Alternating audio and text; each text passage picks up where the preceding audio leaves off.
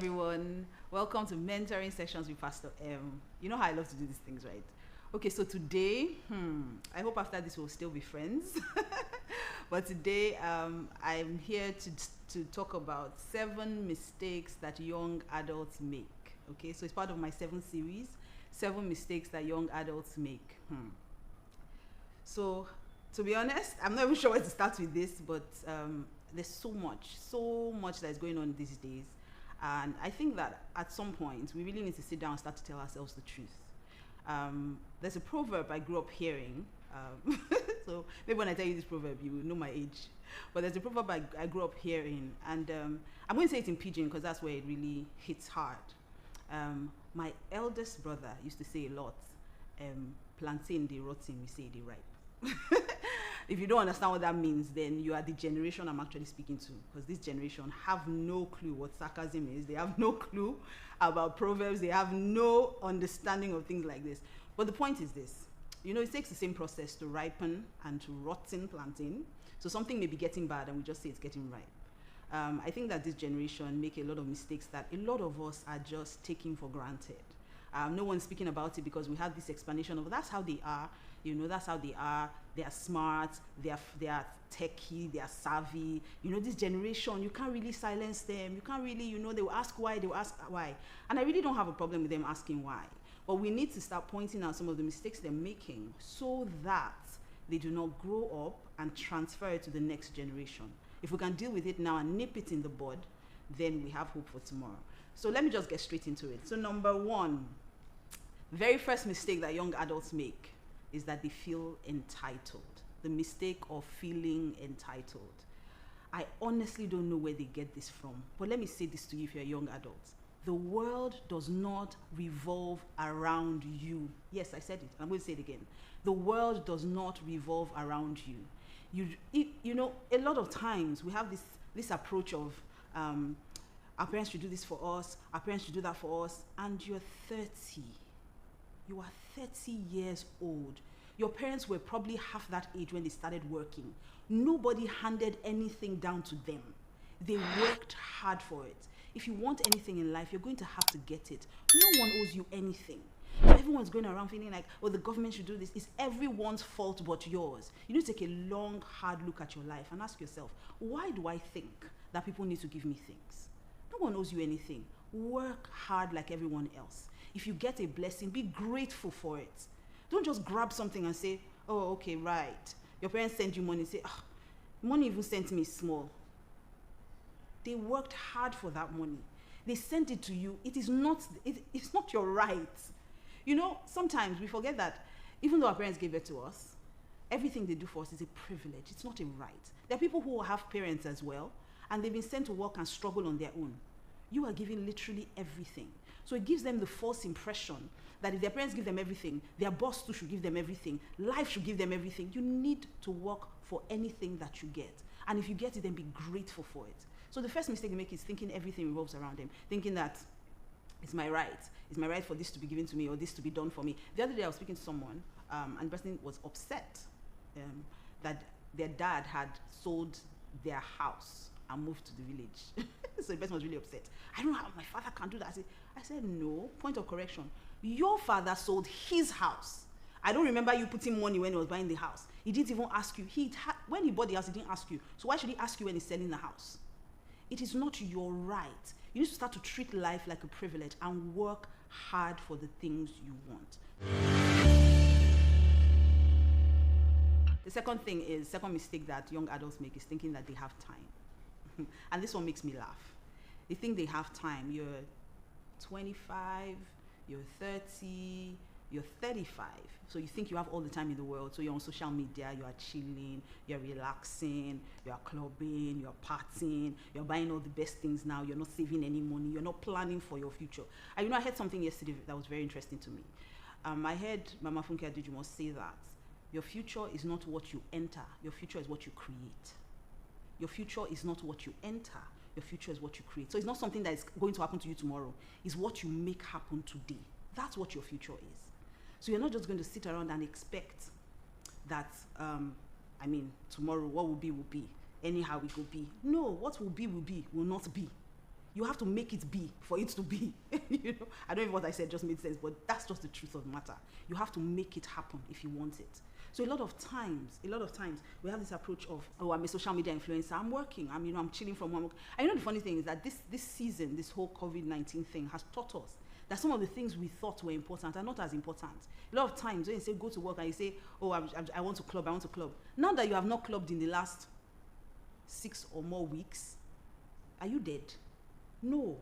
So it's just that you can actually live your life doing important things. This season has taught us what is really important. A lot of times, I'm trying very hard not to get upset because every time I talk about this generation, I am just overwhelmed, totally overwhelmed. This is a time to start to plan for your future. Don't eat everything you make. Save for your future. Have a plan for your future. Spend your time doing important things. The Bible says that a little sleep, a little slumber. It says that's how poverty will come on. You know that, let me just chill a little. Let me just rest. How do you rest when you haven't worked? Rest is what you do when you have worked. You don't rest from rest. You rest from work.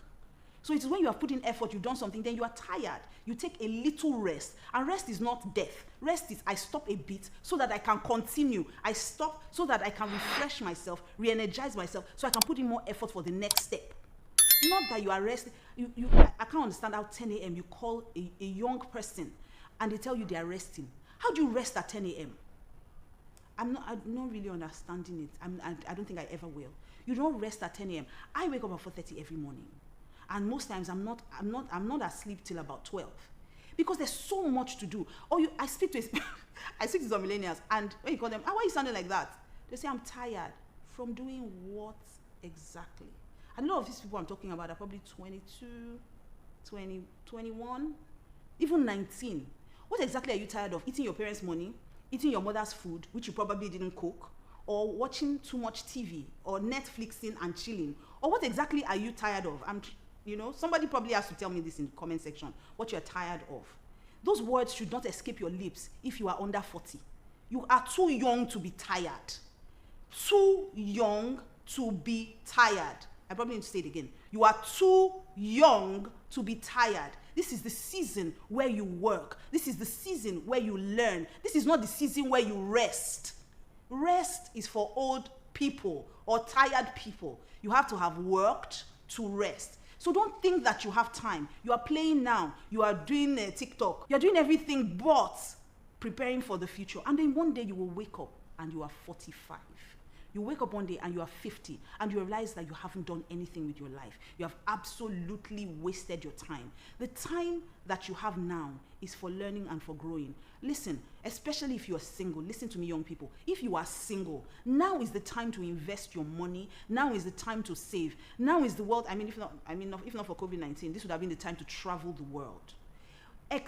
Experience new things, adventures, write books, pray. I don't know if you get married and you have a baby, listen, your prayer life would totally change. Especially if you're a woman. Your prayer life would change. You won't even have the time to pray as much. Or maybe it's the time you want to study. The woman is kissing your neck. You say, honey, what's honey? I want to talk to the Lord. But as a married woman, listen, you have concern. Your concerns will be for the things of this life, not of the Lord. It's when you are single that your concerns will be of the Lord. So you have all the time to pray now. You read all the chapters. Read the Bible from top to bottom. Not waste your time. Now is not the time to waste your time. So that's the second mistake, thinking you have all the time in the world. A huge mistake. Number 3, the third mistake that young adults make, despising those ahead of you. Now I'm going to read a scripture to you. Proverbs 22 verse 28 talks about us not removing the ancient landmarks. And I'm going to read it to you. I'm going to read it to you in the King James Version and in the Message translation. So the King James Version says, remove not the ancient landmark which thy fathers have set. The Message translation says, don't stealthily move back the boundary lines staked out long ago by your ancestors. And the truth is, this is so important because in this generation, a lot of us think that there's no place for the fathers anymore. I am scared, shocked, looking for a better word, but I am totally afraid for this generation. I sometimes see the way they go and tear the fathers of the faith to shreds on social media. And this is a big problem because this social media, And I mean, we're a social media generation, but we need to understand that just because you can buy data does not make you someone's age mate. So we have people trolling, and I know you're coming for me with these videos, but somebody needs to tell you the truth. So you see some fathers that, if not for social media, even your own father will be bowing to them to greet them. Your father will prostrate to greet them. You will ask them at Bishop, as in, no fear of any kind. I'm not even going to go as far as that, but there are some set down rules, some foundations that has been laid down. I hear people saying things these days that even contradict the Bible. So we're even the landmarks have been set by fathers like Father Abraham, like Jesus, our Lord and Master. People will question those things that Apostle Paul wrote in the Bible, Peter wrote in the Bible. You'll be questioning, who exactly are you? So the other day, I heard one that totally fascinated me. There's this new breed of men. They can lie, they can kill me. I'll go to see my mind. I'm not afraid, I'll say it. The new message they're preaching now is that men are not the head of marriage. That men should not be seen as the head in the home, because that means that we're placing the responsibility of marriage on men. And I laugh. The funny thing is that some of the people that are saying these things are not even married, single boys. No, single little boys that do not know anything about marriage are questioning foundations, landmarks that have been set, ancient landmarks that have been set by God himself, that says that the man is the head of his home. That doesn't make the woman inferior. It just means that there must be order in every home. So you're saying, when I marry, I'm not going to be the head of my home. Me and my wife are going to make all the decisions. Yes, but there must be somebody who's held accountable. Do you think it is easy to have a government where the people do not obey? That's chaos. And so things that have been said, just because you want to sound intelligent, just because you want to sound smarter than the fathers, so everything they say now should be negated. Everything they say should, so we treat our fathers with that respect. What do they know? What do they know? After all, if they don't know anything about social media. I mean, you may be techie, but you must never forget that they laid the foundation for where you are today. If not that they even fought for us to read and write. Do you think you will know anything about Instagram? Would you know anything about coding? Will you know anything about social media?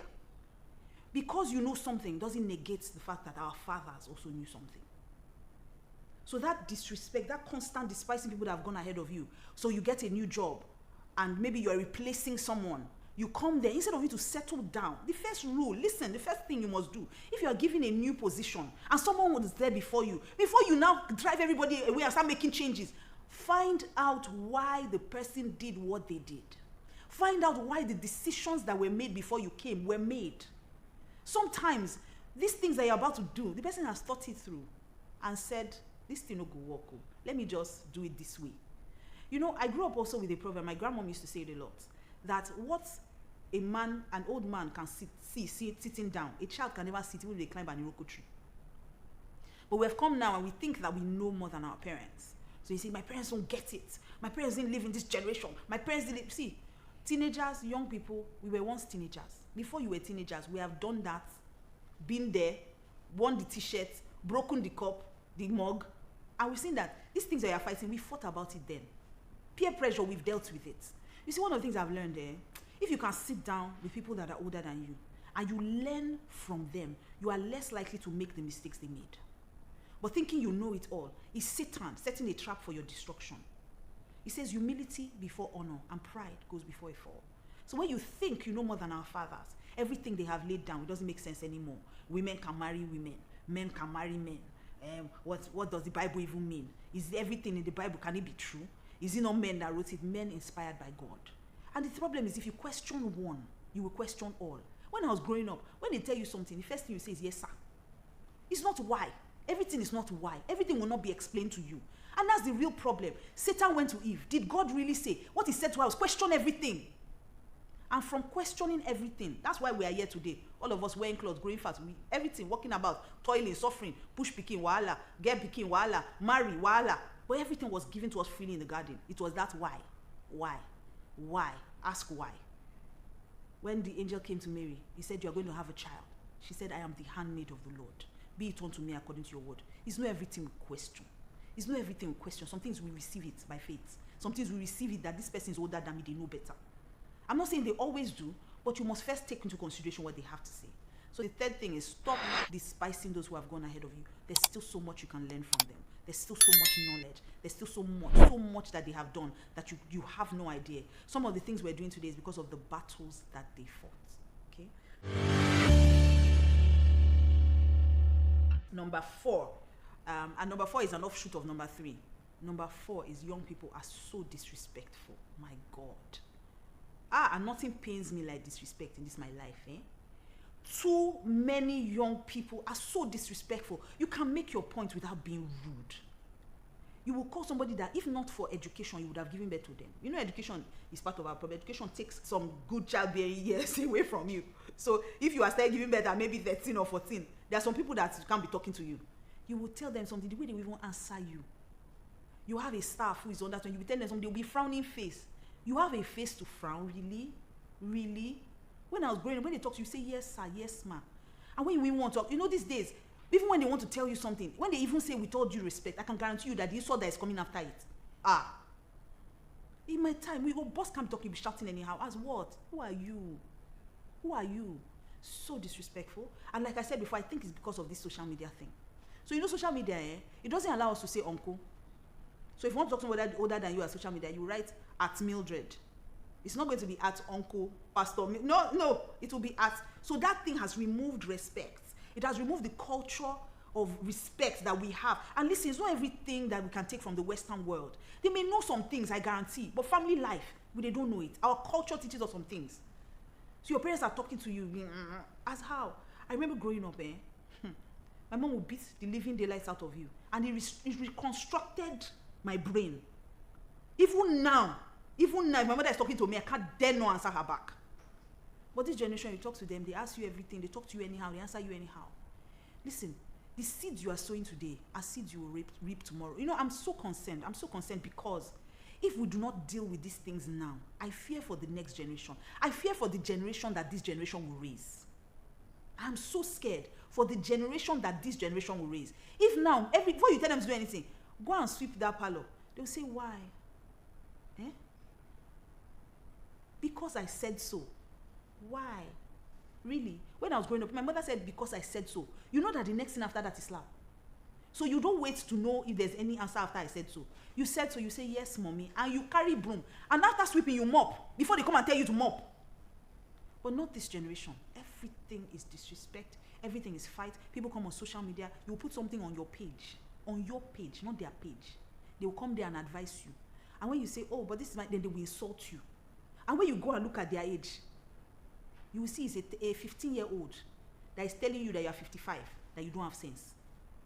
And even if you want to make your point, can't you make it politely? So I'm not trying to negate the fact that, young people can be intelligent, but there must be respect. Even if you're making your point, be respectful. If they're telling you, if you're asking for something, be respectful. It's not your right. It's not your right. So that's the next mistake they make, being disrespectful. Never despise people that helped you get ahead. You know, that's part of the respect. If you look at the story of Esther, Esther was raised by Mordecai. She was an orphan girl. She was raised by Mordecai. And Mordecai raised her and then helped her get to the palace. She became queen. Now, the interesting thing I noticed about Esther is that even after Esther became queen, now you must understand that by the time she became queen, it means that she became queen even over her uncle. But the Bible says that every morning her uncle would come and check on her and he would give her advice and she would listen. That was the reason why she had a habit of listening to him. That's why he knew that when they made that law that they were going to kill all Jews, that he could send a message to her and say, Esther, they're about to kill us. You go to your husband and save your people. And she said, first of all, go and give my uncle clothes. Let him change. Why is he in ash clothes? She was making noise. He said, if you don't do this thing, salvation will come from somewhere else, but your house will be destroyed. She obeyed him even at the risk of dying. Because there was a law that if the king didn't send for you, went to the king, you would be killed. Even at the risk of losing her life. She said, if I perish, I perish. Let me obey my uncle. I'm going to do this thing. Because some people don't remember that it was also obedience to her uncle. It wasn't just about saving her people. She could have been in that palace and she could have been safe. Nobody would have known because she never told anybody she was a Jew. But it was the reverence and the honor she had for her uncle that she said, let me obey this man by going at the risk of my life. They say, your parents say you should go to school. You say, no, I know what I'm doing. You know what you are doing. You don't want to obey them. Simple to go and read book, you don't want to obey them. They didn't say you should go and die. What they're asking you to do is for your own good, not even for the good of the entire world. For your own good. You say, you know what you're doing. I know they don't get me. They don't get me. Like they don't really get me. Like I'm way ahead. Things moving faster in my generation. Without our generation, would there be your generation?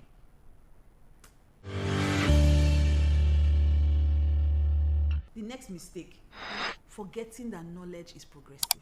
And this one makes me laugh. Because you think you know it all now. You've forgotten that there was a time where the only knowledge that was available was the knowledge that came from this generation or from the generation before you. So you think that you know it all, forgetting that there will be a generation after you who also know more than you. So don't despise the knowledge that is available to you. You know, that scripture I read before, it says, don't stealthily move back the boundary lines. And you know, that's the funny thing. There have been boundaries that have been set, but because you think you know, you are moving it back with style. So feminism has crept in. And feminism probably started out right. But now some people have hijacked it. They say women can do everything a man can do. I agree. But should we? Just because you can, should you? Just because a woman can marry a woman, should we?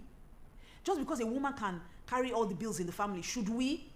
And then we complain about men being spoiled and laid back. The men are not doing anything because the men have been neutered. You have taken all the responsibility. And if he doesn't pay the bills, I'll pay it. I don't have time for nonsense. I have time for nonsense. It is part of my responsibility to have time for his nonsense. I will sit with him till he works hard and pays that bill. I will be there till he gets it. I don't need any man to tell me I'm sorry. I don't need any man to I have time. That's all I have in this life, time. Once you have chosen to marry, you have time. Now, I'm not saying you shouldn't fight to be everything you should be. I'm not saying you shouldn't fight to be paid the same thing a man is paid if you are doing the same job. But there's a place this thing ends. So we're teaching our daughters that dress like men is okay. Trousers are not only for men. And I agree. Absolutely agree. But then we now complain about them being transgender when they grow up tomorrow. But we're worried that when we're pushing the daughters to be great, our sons are wondering what's happening to me. So maybe I need to wear a dress. Maybe I need to wear makeup. And we're complaining that they're transgender today. And we're saying, God forbid. We are creating monsters. We're creating monsters without even knowing it. I have no problem with knowledge. I have no problem with us moving forward. But we must be careful not to remove what God has laid. Because I hear a lot of women complaining, my husband doesn't pay any bills. How did you start? How did you start? When you were dating, you go out. You don't want him to, no, we're equal. So the man doesn't have to pay the bills. I agree. He doesn't have to, but he should. So we go out. He invited me out. He should pay. Yes. Because when I enter marriage now, I will bring him money too. Since I got married, I don't think my husband even knows whether they buy children's clothes or they buy children anything. But there are large bills he's paying. And if he doesn't have, I will give him. I have no issues with that. But is there anything wrong with being a woman? Is there anything wrong with being feminine? Is there anything wrong with being taken care of? Did he swear for you? Why exactly? Why exactly don't you want to be spoiled? Me, I don't, Hey, my husband wants to spoil me, by all means he should. My husband doesn't even have power for those things. I'm sitting down on him. You will have power. Spoil me. They did not swear for me. I'm not, I don't know the word. My mother says Jackie. I don't know whether that's English definition, but Jackie, you know Jackie, people that like work. I'm not. Yes, I'm created to help, not to take over. So there are some boundaries, there's some things that have been laid down. Don't think you know it all. Ask questions. Hey, this generation, God. This generation, you have to ask questions. Don't think, and I don't even know why all this self-imposed, I need to, you're not proving a point to anybody by thinking you know it all. If you don't know, ask. Somebody has done this job for years. Somebody has gone ahead of you. I know how to ask questions, so that's why my life is easy. I will call. I ask up, I ask down. I ask people that the younger people that are working with me. I ask my husband. I ask older ministers. Please, how have you done this thing? How have you managed? The other day I was dealing with mommy guilt because a lot of times my husband and I are together, so we're traveling a lot. I'm either writing a book, I'm counseling people. So at some point I start feeling like I rarely even see my children. And I start feeling like, am I really investing enough time in them? Or am I pointing to other people? I'm raising other people's children. I don't have time at home. You know, and I was feeling a bit guilty about it. And then I remember that we had a meeting with Pastor Matthew Ashimolowo. It was my 40th birthday. And so my husband took me to him at that, you know, and then he said, he wanted to see me and pray for me. So he said, do I have any questions? I asked him anything in this world. I said, okay, so I have only one question. Now, how do you deal with you raising your children, feeling like you're not there for them? He smiled. and then he said one thing. Hey, God. One thing that rescued me for the rest of my life. You'll be amazed. That thing you are struggling is one thing that older person you have despised will tell you that will change your life. Mentors are so important. You can't live life without young people. You need mentors. You need mentors. I don't care how much you know. You still need someone to help you put it all together. Somebody will help you put it together. It's like saying that, oh, because I pushed the child, I don't need my mother to come for Mugo. What? You have no clue. When you come out from that hospital and they hand you the baby like this, you first be confused. You don't know where to hold baby. Then bath baby how? You don't even know how to like. When your mother comes in, like if your mother is a mother, it's not a millennial too. If your mother comes in and she takes over, when she carries that baby, there's a way they will press the child. We mold. The child will mold. My children had figure 8 from small. My mother will mold, pull the nose, like you will know, and you would rest. Because she will take over sometimes. That's what having a mentor does for you. You will not struggle. So I was saying, I went to him and I asked him this question. And he said to me, quality over quantity. I said, sir? He said, quality over quantity. Every time you spend time with your children, make sure it is quality time. Play with them, ride bicycles with them, do fun things. He said, build memories. Children never remember the clothes you bought for them.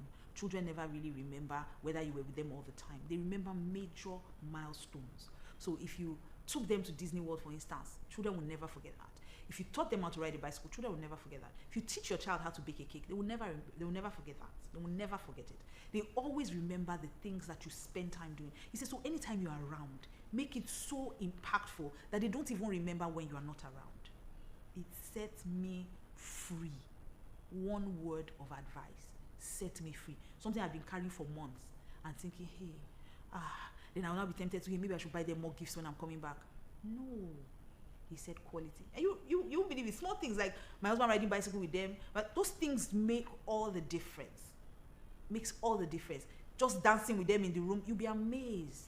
It makes all the difference. So don't forget that. Don't get to the point where you think that you know more than everyone else. Knowledge is progressive. A generation is coming too that will know more than you. So don't despise those that you know, that you have. Maybe you have a new idea. I mean, your generation was there was Facebook, but now things have changed. There's TikTok, there's this, there's that. Thank you. But if you did not start with Facebook, you will not be here TikToking. You will not be here with Triller and all the other many things you will have. Okay? So knowledge, don't forget that knowledge is progressive. Now the next thing, this generation. In fact, I don't know if it's the biggest. Let me not say it's the biggest. One of the very big mistakes they make is not learning. Hey, this generation does not read. Okay, I agree you're on social media. Read caption. If you cannot read book, can you not also read caption? Read caption. Hey, something happened that totally fascinated me. So, my husband put up a webinar for singles, and then so on Zoom, the webinar was supposed to be on Zoom, and the link was already put up on his bio. So we're supposed to do the webinar on Zoom. Now Zoom, the version we paid for could only accommodate 1,000 people because anything else would have been much more expensive, and it was a free webinar. That's my husband's like that. I don't even know why it's free, but it was free. So we did the webinar. Then we found out that we had about 4,000 people registered, right? About 4,000 people registered, and then so we decided, okay, let's stream it live on YouTube. So while it was on, we put up a post on social media. That's where all of you are, Abby. So we went to social media to meet you there. We put up the post. And we said, I put the picture of the Zoom meeting, and then of the webinar, and then under it I wrote, Zoom is full, run to YouTube, his YouTube channel, Kingsley Okonkwo. I put it there. Zoom is full. I put up another post. Please go to YouTube, Zoom is full. They were still asking, I can't get in. What do? I can't get in. Okay, register here, link in bio. How do I register? I'm not really understanding. Read now. If you can write, you can read. And it is so sad because everybody's claiming that we don't read anymore because we like to watch videos. We're on YouTube, we're on this, we're on that. But reading is foundational. It's a life skill. I think it's a life skill. Reading is a life skill. If you don't read, I was telling my son the other day, he's 4. I was saying to him, you need to learn how to read. He said, oh, reading is not fun. How do I know? I said, so if somebody writes you a check tomorrow, how would you know how to cash it? He didn't have a clue, but I went there. You can't read.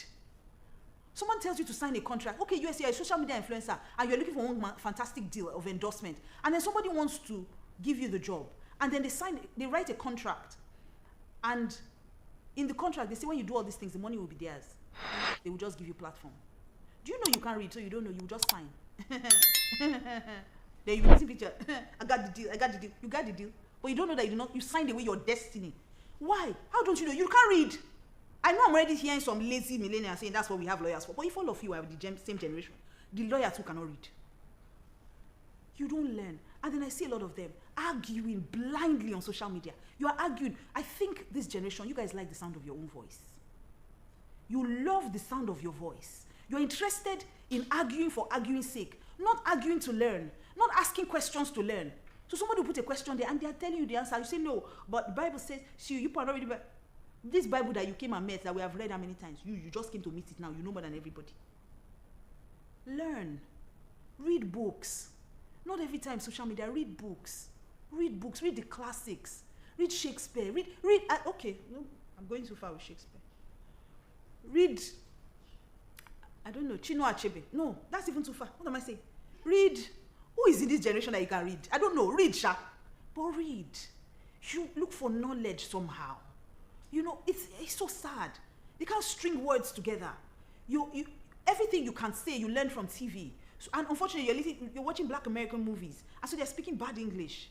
And so you're picking that up. You can't write, you can read. People can't even write employment letters anymore. Some of the letters I get, read, learn. And don't learn to be, knowledge puffs up. When you feel like you know, you can never learn. Be quiet. It's not every time you speak. The Bible says that you should be slow to speak, quick to hear, and quick to understand. Not every time talk. You just talk. Stop sometimes and think. Listen. Just listen. Like when I said quality over quantity. Think. Stop for a minute. Because when the man said it, I stopped for a minute. I didn't say, but I don't, quality. Not every time talk. Sometimes, shh.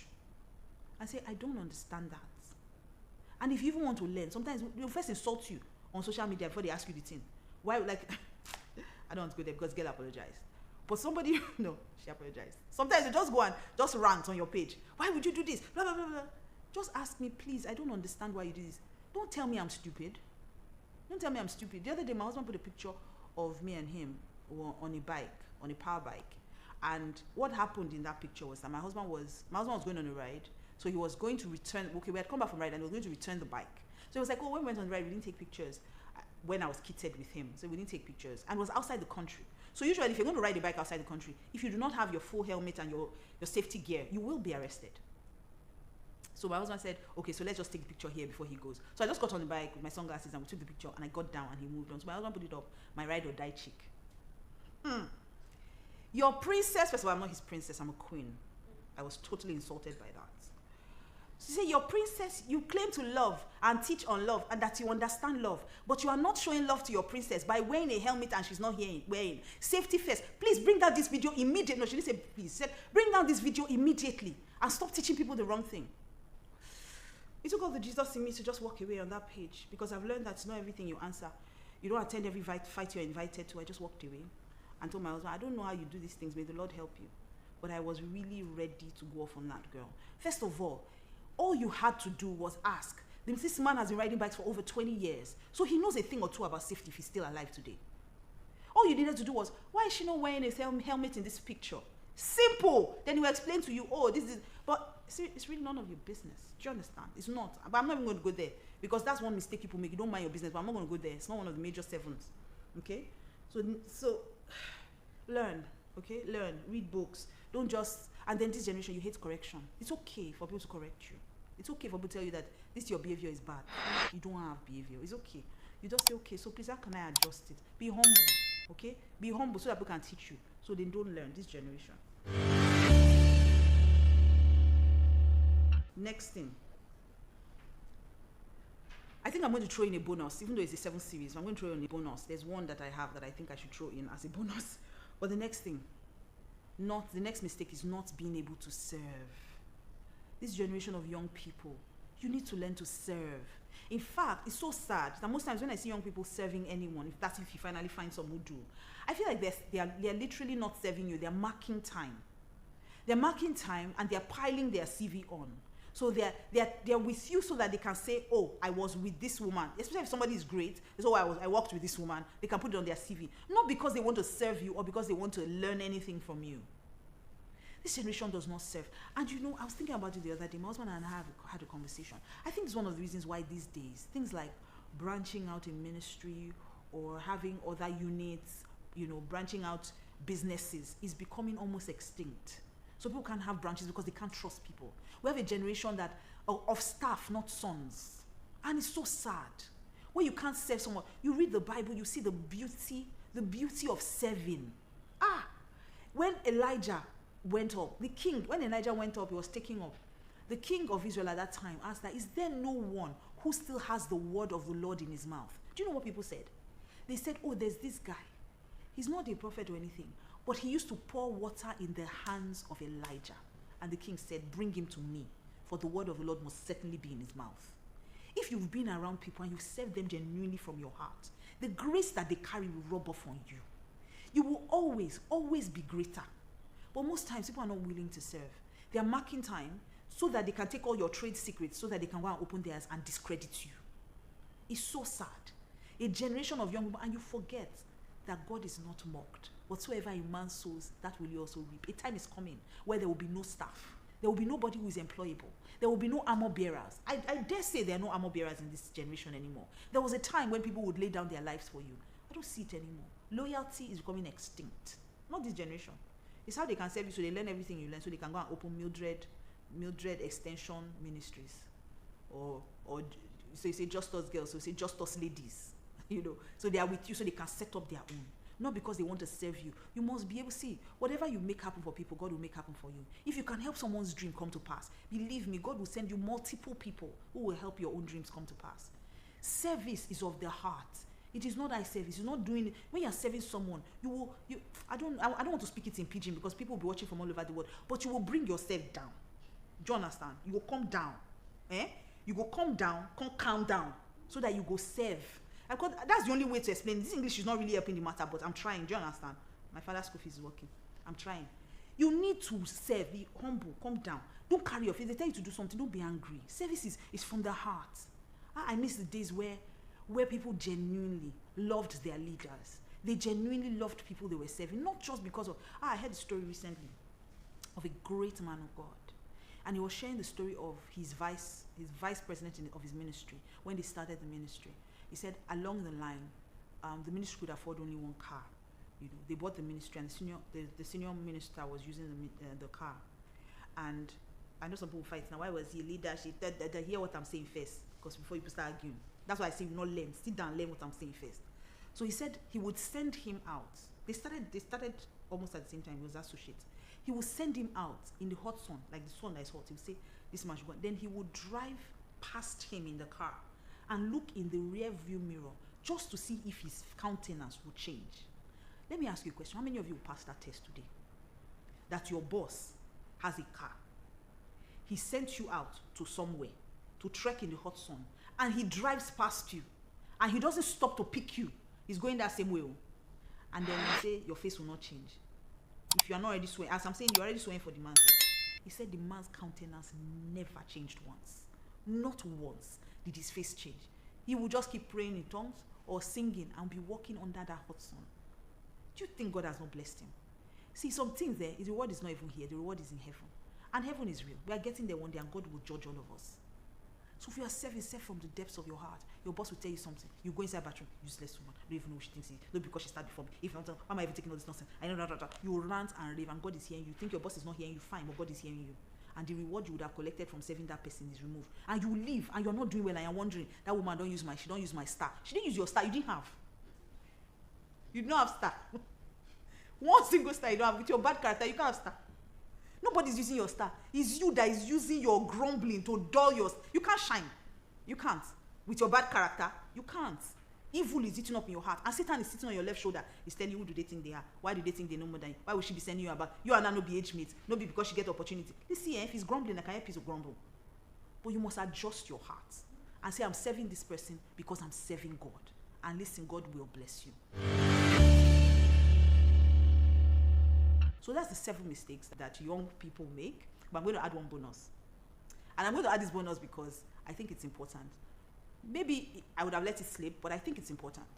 This generation, there's one mistake people make. You don't take anything seriously. You don't take anything seriously. Everything is a joke to you. Part of Nigerian problem, but I think it's better in your generation.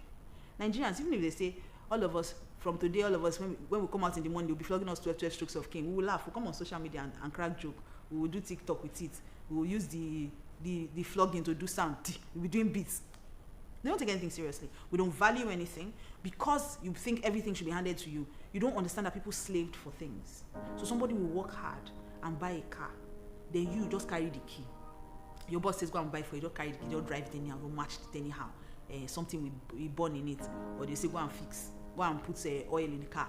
You say, make I just cut small corner. Car that your boss bought how many millions? You just say, make I just, na oil, na might just go logic, but nothing there happen. They will not perfect oil. The engine will not knock. You will not come and say, you don't know what happened. Life is not like that. Your boss will give you something, you will misplace it, and you say, I misplaced it, I don't know where I put it. And that's it. Not taking anything seriously. You have to take things seriously, especially your life.